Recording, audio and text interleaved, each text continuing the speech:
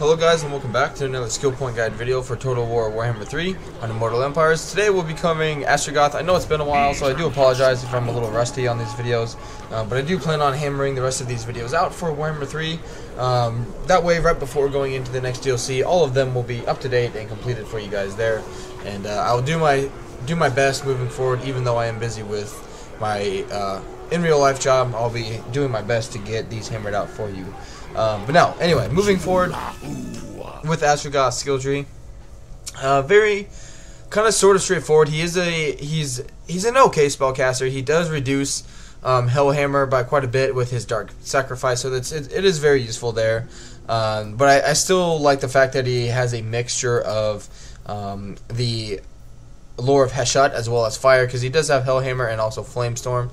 Flamestorm is if you just want to get kills. Hellhammer, it can do loads of damage, but does require the enemy to kind of be lined up in a very specific form, whereas Flamestorm, it's not necessarily as important. But anyway, I do like to go down his blue line a little first to get the Root Marcher and then also Tyrant.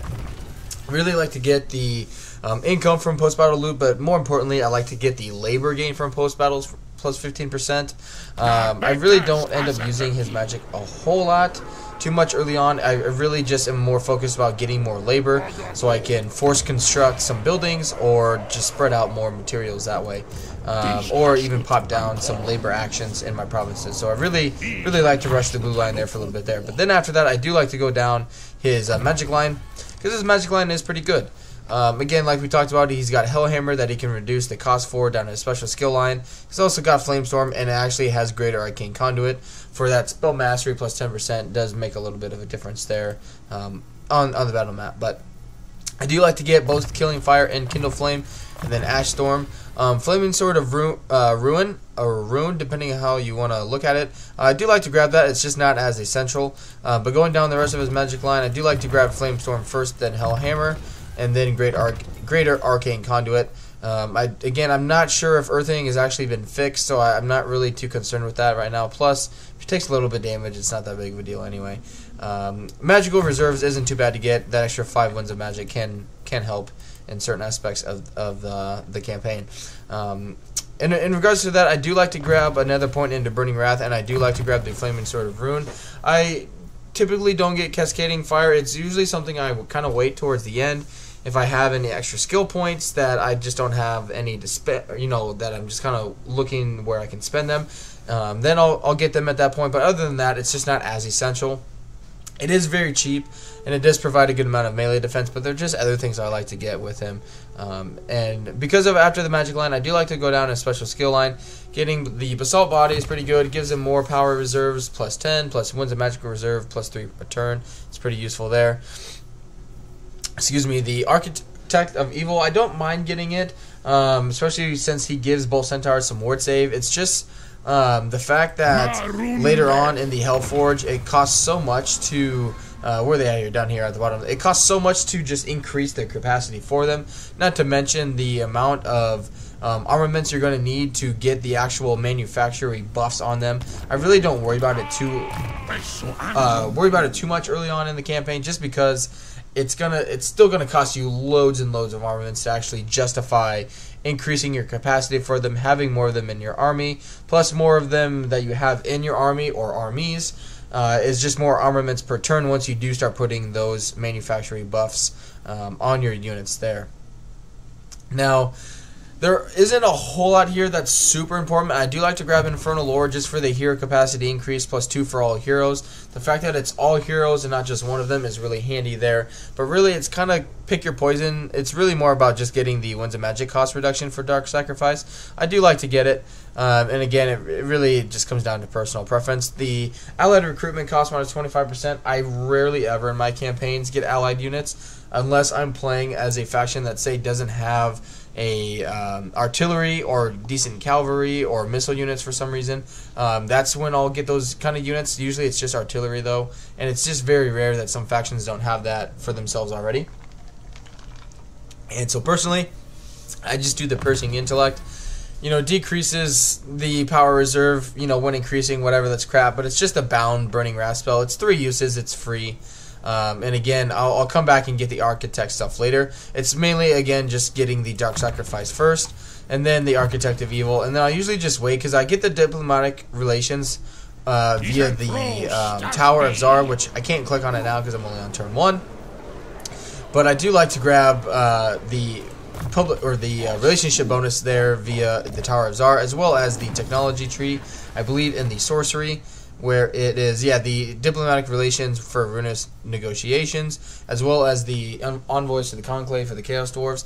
I've really found I've had, each time I've played as the Chaos Dwarves, each of them individually, each time I focus on the diplomatic side of the game, or my diplomatic game in the sorcery tree, tech tree, and really kind of focus on that and the military aspect rather than the industry, I've really had very powerful campaigns and strong campaigns. So I do like to get the Master of the Conclave if it's, excuse me, I don't mind not getting it early on because I have other ways of providing those bonuses for my faction. But after the special skill line, I do like to go down his actual melee line here a little bit. He's kind of got a little bit. It's mainly for the speed. That way he's a little bit faster. He's moving around. He doesn't get a mount because he's tied down to his mechanical harness here that he is just bound to. So I do like for him to be able to move a little faster. I don't really keep him in melee because he is a spellcaster, even though he does get, I believe it's one of his items. Yeah, the Stone Mantle. When he takes damage, he can get up to 30% physical resistance, but reduces speed. So even though he is a spellcaster, he can be in melee. It's not essential, but depending on what you want to do with it, it can help. But it's just not essential that I focus on right away, for me personally anyway. Because rather, I do like to get him. I don't really go down to the Unbridled Cruelty down his blue line. It's just not really worth it. But I do like to go down his red line a little bit. Now, obviously, me being me, I love my artillery. Granted, they did make some pretty good changes to the Skullcracker units, but obviously with him buffing the Bull Centaurs, I do like to do the Crushing Charge, giving them more charge bonus, more weapon strength. Just, why not buff them a little bit? And then I do like to do firing drills. Well, sorry, I gotta take that back. I do the Hellforge Ordnance, sorry, for the Demon and Artillery units, because usually I will have the Hobgoblin. I can't, for the life of me right now, think of his name, that buffs your Hobgoblin units to an absurd amount. So it's really not essential that he buffs them right away. I do like to grab all of the bonuses for my artillery, though, because I do love the Chaos Dwarf artillery pieces.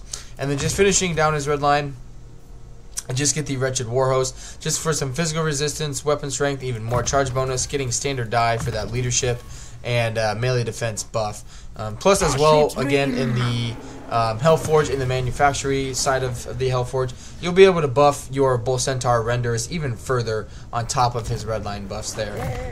Now we still have 12 points to spend, excuse me. I do like to grab him the Headdress of Zar just because he is on a bound. I do like to grab him some extra missile resistance there. And then coming back to his melee line, I don't mind him getting a little tankier. It's, again, not really about him dishing out loads of damage because he doesn't have a whole lot of weapon strength. But it's more about just keeping himself alive once he is in melee, because again, he's a bigger target, so he's going to be more susceptible to more units being able to hit him. And so I like to just make him a little tankier from being able to deflect some of those attacks and giving him himself some more hit points and what have you there. You can give him Woundmaker. I don't mind it. Gets him up to almost 600. Does give him a little bit of a kick. But really, I'd just like to grab the Heshet Scales, Mentor, and then the Cascading Fire Cloak. I don't really get the Master of the Conclave at that point. When he's ranked 50, I don't need the Diplomatic Relations. I've either confederated them via the Tower of Zar or just wiped them out completely. And anything else, I just don't really, I'm not concerned with. The Ambush Defense chance, I'm not really concerned with. The Sacking and Raising, I rarely ever raise a settlement. I don't really find too much benefit from raising settlements. And recruitment costs, I don't care about recruitment costs. Should be making enough money that you don't need to worry about reducing the cost of that there. But that is how I personally like to level them up. Again, feel free down in the comments to let me know how you guys go about them, what you guys do differently, what you do the same, that kind of stuff. Again, I do like to enjoy hearing your guys' thoughts on what you do with your legendary lords there. But don't forget to hit that like button and subscribe to the channel if you guys are enjoying the content. And until the next video or live stream, I hope you guys have a good one, and I'll see you later. Bye.